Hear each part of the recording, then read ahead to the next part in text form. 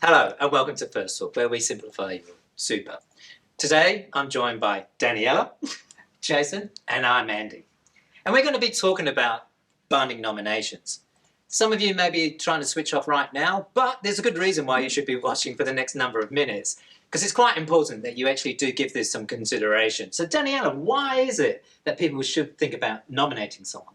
Yeah, definitely. Superannuation as such is not forming part of the estate. So if you do not have any sort of nomination on your superannuation account, we really don't know who to pay out should, touch wood, of course, something happen to you and you pass away.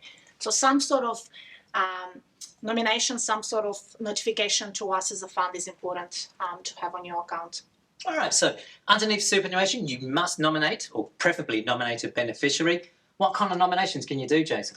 So the one that we often will recommend to members is a binding nomination. So it's a legally valid nomination of who you want the money to go to. Okay, so it's enforceable, and if someone wants to come in and challenge that, you've got your binding nomination, it's locked in, this is who I want the money to go to. So, and what's the alternative to that? So the alternative ends after 3 years of having the binding nomination, and if you don't do something with it, it becomes a non-binding nomination. So this is really, just a preference of who you would like to receive the money, but it's not as enforceable or as strong as a binding nomination could be.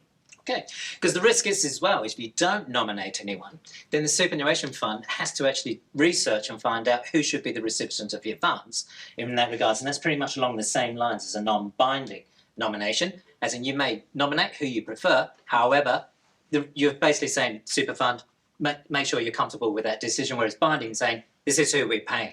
So who can we pay the money to? So they do have to be someone that's dependent on you. So the typical one is the spouse, also the kids, but that's who you can nominate, someone that is a financial dependent on you.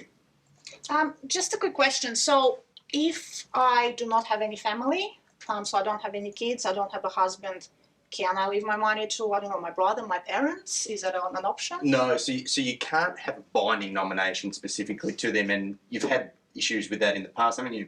Yeah, just recently met with a member, talking with a member, and I noticed that they had nominated their two brothers and their sister. And these people are in their 60s and their 70s.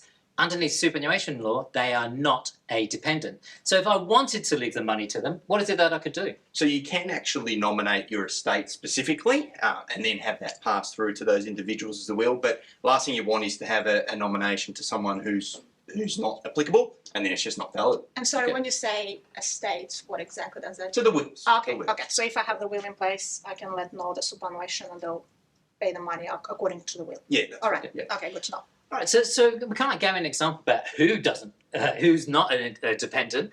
What about who is?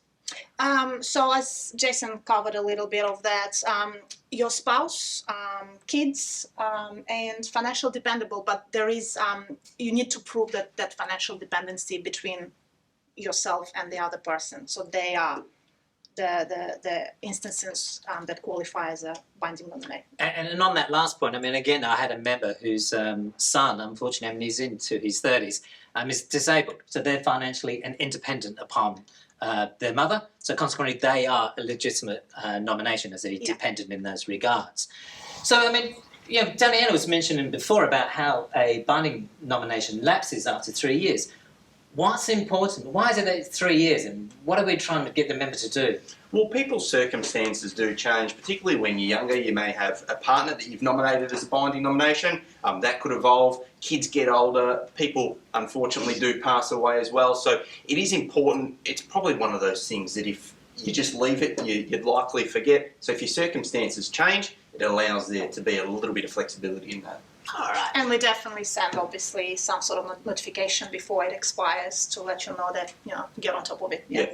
Yep. Absolutely. So watch your mailbox is what you're calling Definitely. it? Rightio. And don't just chuck them in the rubbish bin. So hopefully today we've kind of clarified about why you should be nominating a beneficiary and why it's important to make it more binding as opposed to non-binding. If you want to find out more information about this, please go to our website. Otherwise, there is your local coordinator that you can speak to and they can explain this in a little bit more detail. Plus also you can phone our contact centre between 8 AM and 6 PM Monday to Friday. So until next time, take care.